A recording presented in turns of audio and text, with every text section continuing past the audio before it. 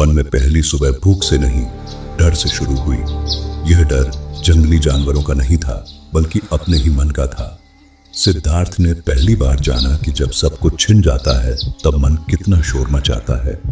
राजमहल की चुप्पी अब स्मृतियों की चीख बन चुकी थी। उन्होंने अपने केश काट दिए, आभूषण उतार दिए। जिस शरीर को कभी रेशम ने छुआ था, अब वही शरीर कांटों से छिल रहा था।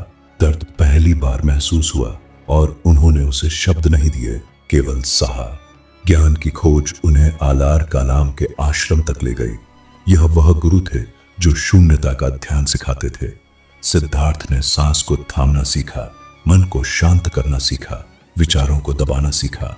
बहुत कम समय में वे वहां तक पहुंच गए जहां तक अन्य वर्षों में भी नहीं पहुंच पाते थे। लेकिन भीतर एक आवाज लगातार कहती रही, यह शांति नहीं है, यह केवल शोर का रुक जाना है।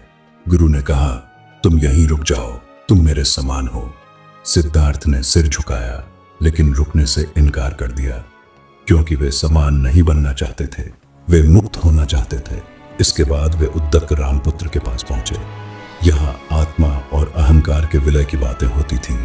सिद्धार्थ ने फिर सीखा, फिर समझा और फिर उसे भी पार कर लिया। लेकिन सत्य अब भी हाथ से फिसल रहा था।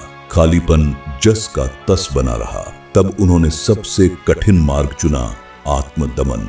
उन्होंने सोचा, यदि जीवन दुख है तो शरीर को ही तोड़ देना होगा। 6 वर्षों तक वे उसी विचार के साथ जिए। 6 वर्ष हड्डियों से बात करते हुए, एक दाने के लिए संघर्ष करते हुए, रोज मृत्यु को सामने देखकर उसे टालते हुए। उनका शरीर छाया बन गया, पसलियां बाहर दिखने लगीं, त्वचा सूख गई, आंखें भीतर ढस गईं और फिर एक दिन शरीर ने साथ छोड़ दिया। सिद्धार्थ नदी के किनारे गिर पड़े। उसी क्षण एक सच्चाई पहली बार स्पष्ट हुई। अत्याचार से सत्य नहीं मिलता, न सुख से न पीड़ा से। उस दिन उन्होंने भोजन स्वीकार किया और जो तपस्वी उनके साथ थे वे उन्हें छोड़कर चले गए, क्योंकि संसार केवल 2 रास्ते पहचानता है, भोग या त्याग।